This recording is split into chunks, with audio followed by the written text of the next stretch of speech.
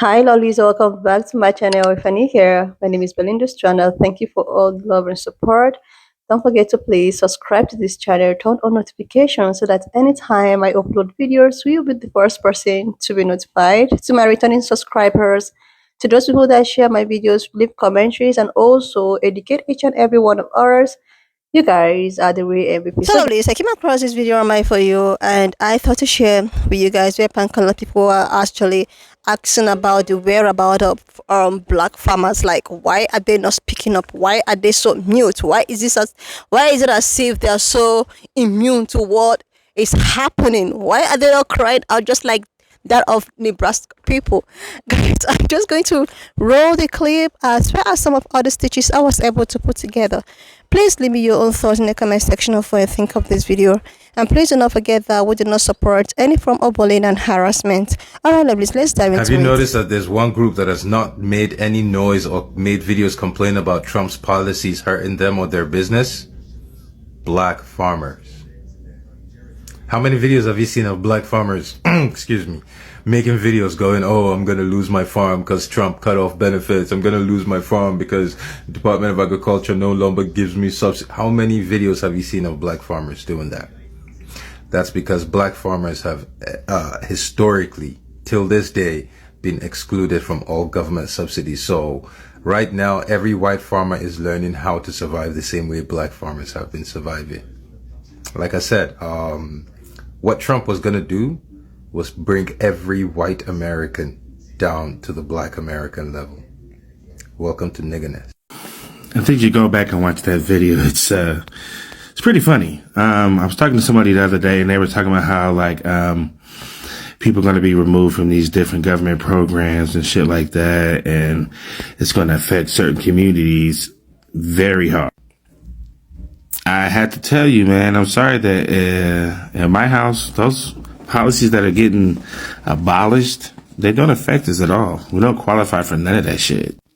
And the sad part is the people that voted for these policies thought that getting rid of these programs and getting rid of the immigrants would benefit the country. That's how you know people don't pay attention to politics. I told somebody the other day, I said, the immigrants you got rid of paid 100% into the taxes and benefited 0% because they weren't registered. Dad. You know, I'm seeing all these videos right now where all these farmers are crying about not getting no help right now. You know what? Let me ask you something. When have you ever heard of a black farmer crying about it? Never. And you want to know why? Because they ain't never got no help in the first place.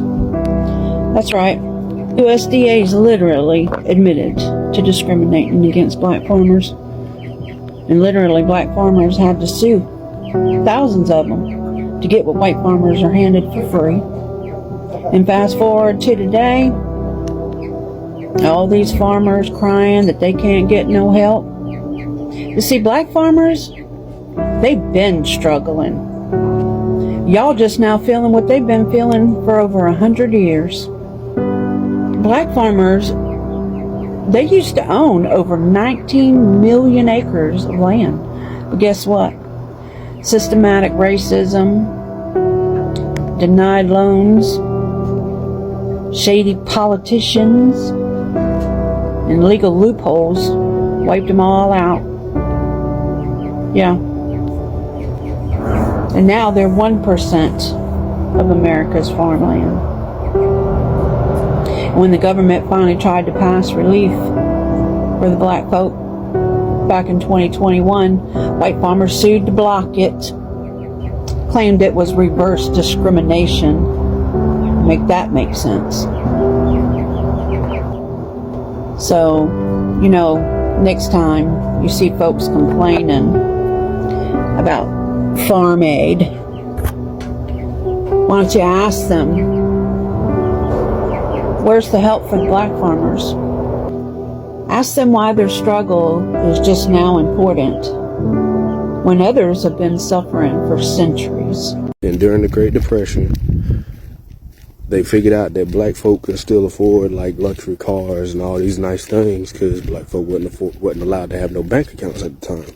And so what black folk would do, they would hide their money. They would save their money in mattresses and TVs and all kind of stuff. And so when the Great Depression was happening, and white folks, they just, all their money was gone. They had nothing. So they was having to sell what they could for as much as they could in order to try and survive, right? Well, they started selling it to black folk because black folk had the money. And they just, you know, the corporations, they couldn't understand at the time. But yeah, man, it's just history repeating itself over again. That's why I be laughing at you, Trump, like you black Trump supporters. Not only did, like, Trump play at y'all too, but we just gonna stick with the facts. Not only did Trump take the white boys' grants, you feel me? Because Biden gave them out at the same time. He gave the indigenous people they shit 2 weeks after he let the so-called, he was apologizing to the, he knew what he was gonna do. Then they come through with the 200 billion or 2 billion or some shit like that for what y'all call black farmers. And then like a week later, he signed the regular farmers shit over. Trump came back and took that shit. They ain't fuck with them motherfucking indigenous people shit. I wonder why. I'm just saying. Y'all had the Homestead Act, GI Bill, redlining, mass incarceration. Y'all had all that shit working for y'all. And then I hear motherfuckers like, my family had this for 300 years. Yeah, we want that back now. I wanted to yes and this creator. You should go watch the video later, but let me give you some facts to go along with what he's saying. The U.S. government gave 270 million acres of land away for free. Guess who didn't get any? That's right. After the Civil War, 3,500 black families managed to claim about 650,000 acres through the Homestead Act. Now that may sound like a lot, right? Well, that's when you realize that white settlers got 270 million acres, okay? Now the way I figure that, that's about a 400 to 1 difference. To paraphrase Martin Luther King, it wasn't just the land. The government built land-grant colleges to teach white farmers how to work the land. Then they sent out experts to help them succeed. And then they gave them low-interest loans and subsidies to keep white farmers growing. Black farmers, they were just left to figure it out on their own. Here's the wild part. You see, after the Civil War and the Homestead Act, black folks made it happen without government subsidies. And by 1910, black folks owned 16 million acres of land, about 14% of all of the farmland in the U.S. And here's the amazing thing, right? By 1910, that 16 million acres, that was the top part. That was the apotheosis of black farming. Think about the color purple, where all those black folks own land. They own that 16 million. Now that's where this chart comes in. Now you see this blue line? That's what white farmers got for free, okay? Now the Homestead Act is the second line. This is what black folks got. Okay? That's the handouts that black folks got compared to those handouts. All right? Now, because black folks make a way out of no way, this green line, that's what black farmers had in 1910. Now, here's the part that always makes me mad. 16 million acres of land, 14% of all the land that was farmland in America. That was 1910. Think the color purple and how Mr. and all these folks had land. All right? You know what the last line is? That's what black farmers own today. About 4 million acres of land. Literally, there have been reports that over 90% of black farmers get rejected for subsidies and loans. So that means that a black farmer essentially can't make money picking cotton. Make it make sense. There's always one factoid that makes me think, man, you know, black folks, we are awesome. The one person, one of the few people who made any money or any earnings off of the Homestead Act, black folks, was a man named Oscar Micheaux. So now for those of you who know anything about film, Oscar Micheaux essentially invented black film. And he used his earnings to support a thriving black film industry for about 30 years in Hollywood. So don't tell me that land ain't important and black folks owning land aren't important. Think of all the Oscar Micheaux we could have had. I'm your Uncle Sonari. Give your brother a follow. Black American level. I really believe he just hates white privilege. He prefers rich privilege. soybean farmer and the founder and president of the National Black Farmers Association. John, an early apology from me if we have to interrupt you, because the president, as we've said, is going to be making remarks at some point this morning. But look, we've been here before, back in 2017. So how is it the same? How is it different now? And how are you and your farm dealing with the uncertainty around this trade war? Well, thank you very much for having me. And the president said that he loved farmers. And this is a very critical time for America's farmers. Every time the president uses the word tariff, he caused complete chaos and confusion. And it's created a state of emergency for America's farmers. Right now, there's $30 billion at USDA that haven't been dispersed to America's farmers. It's planting season.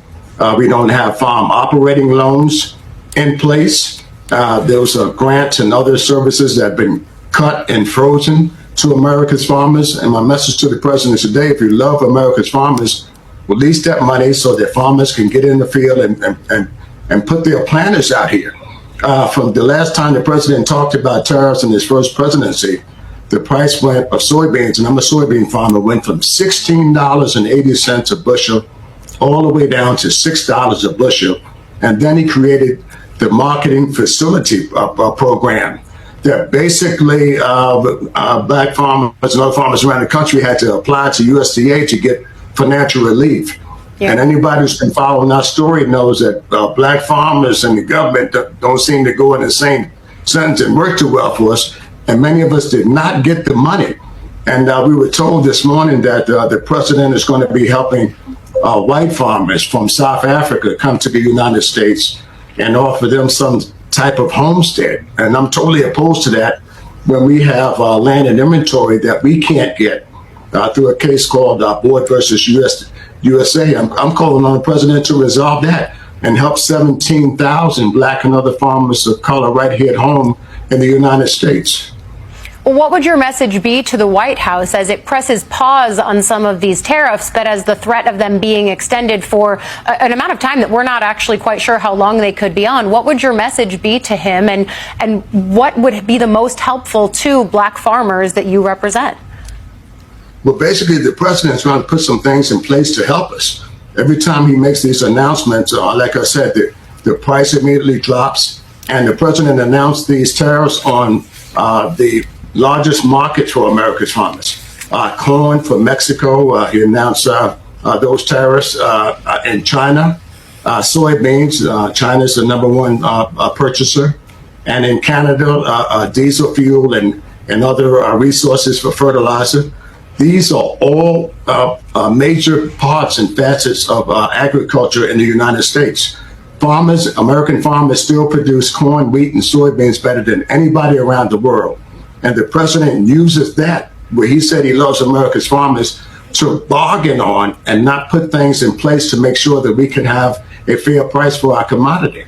Right now, I'm asking the president to release emergency loans for black farmers so we can get in the field and issue a complete mortgage moratorium where farmers don't lose their farms while the president is playing footsie with all of these other countries and tariffs. Those things have to be done immediately. The $30 billion, release those payments immediately to America's farmers so that we can do what we do, which is feed people around the world.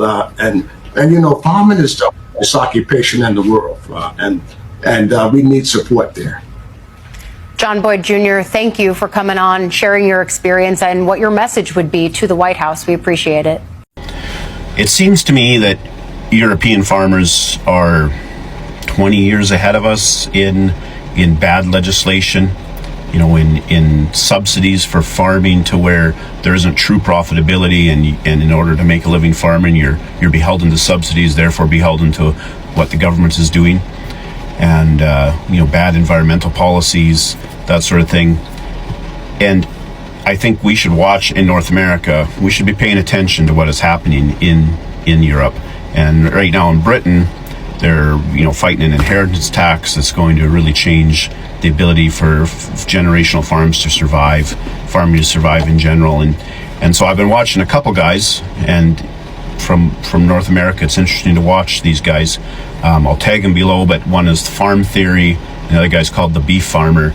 And they're taking part in the demonstrations that are happening in cities, but also even on a higher level, actually get involved in some of the discussions, and it's just I think it's something that North American farmers need to watch and be very, very aware of, because we get tempted to be going down this subsidy lane too, and once you start going down the subsidy path and we don't have true profitability in farming, we don't have autonomy anymore. We don't have freedom anymore.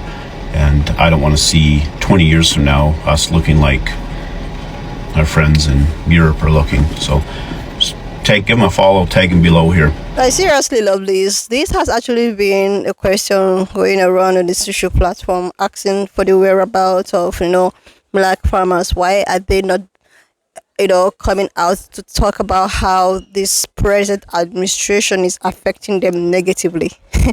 like how do you really expect them to come out to speak? Like, these are the people who have actually been they've been in this kind of situation all their life. So it's as if this situation right now is just something that they have been in all their life. I used to say that there is a way at which you will oppress someone, and this person will get very accustomed with the oppression, and this person, turns the oppression to be a way of life. And when you turn something to be a normal thing, it does not really affect you anymore. It does not really, shift anything. You see it as something that is, it's been there, it's normal. There's no point of me, crying out or trying to scream at the top of my lungs because of something that has been happening to someone like me is still happening to date. So this is just a case of black farmers. They have really been oppressed for a very long time. Nobody cares about them. No, but how it is, discrimination and the way at which systemic racism has actually kept them in a certain level or position. What do you expect them to do? This is something that is happening right now, is just what they have been experiencing. Why these Nebraska and every other farmers are actually coming out to cry out is because they have never experienced something like this before. That is why they are all out crying and having emotional, mental breakdown and whatsoever they feel that they are actually having right now. Black farmers have always been in these shoes.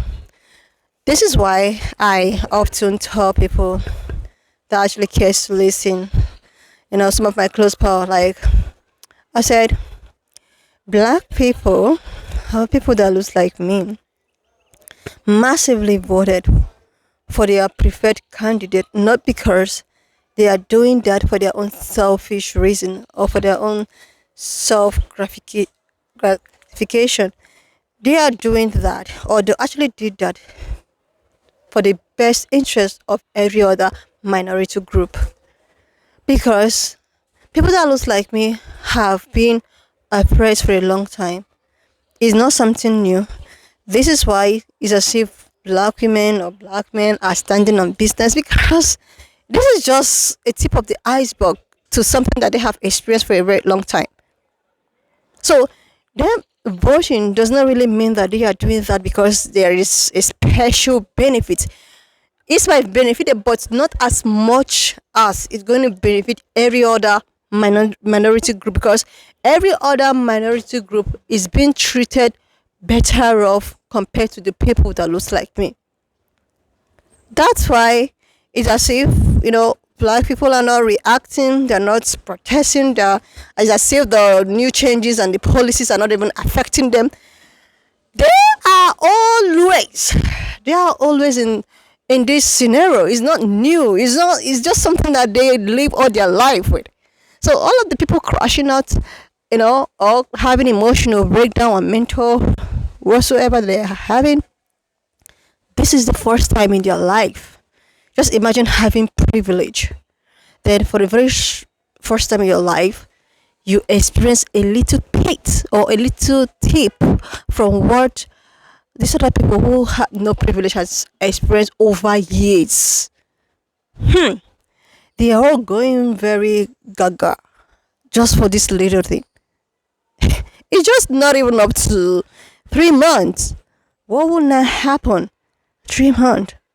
So, do you expect people who have lived all their life, seeing how the system has treated them, to come out on the social platform to start crying the way at which the system has been treating them? Like, it's a normal thing, it's a normal phenomenon for people that looks like me, for for the system to actually be run the way at which it has been running. You are crying because it's affecting you right now, when it was only meant for people that looks like me. When they complain and try to seek for help, a lot of people or so many other people were like, you guys complain too much. Oh my god, you people like to be oppressed so much. Oh, everything is not all about race, it's all about color. Like, you are taking things out of proportion. Like, this is why they are being quiet, so that you can all actually understand very, very well what they have been trying to say. Like, the thing is that, funny enough, when an arrangement goes up after 4 years and want to come back again, do you know that massive people will still work? These guys are not going to learn. They rather want the system like this run by, you know, than for it to. Anyway, lovelies, why not just leave me your own thoughts in the comment section of what you think of this video. And please do not forget that we do not support any form of bullying and harassment. We are just here for educational and informative purposes. So guys, so lovelies, if you've not subscribed to this channel, please do your girl a huge favor to click on the subscription button, like this video, and leave me your own thought, and I will see you lovelies when I upload the next one. Your own thought in the comment section of what you think of this video. And please do not forget that we do not support any form of bullying and harassment. We are just here for educational and informative purposes. So if you've not subscribed to this channel, do your girl a huge favor to click on the subscription button, like, and I will see you lovelies when I upload the next one.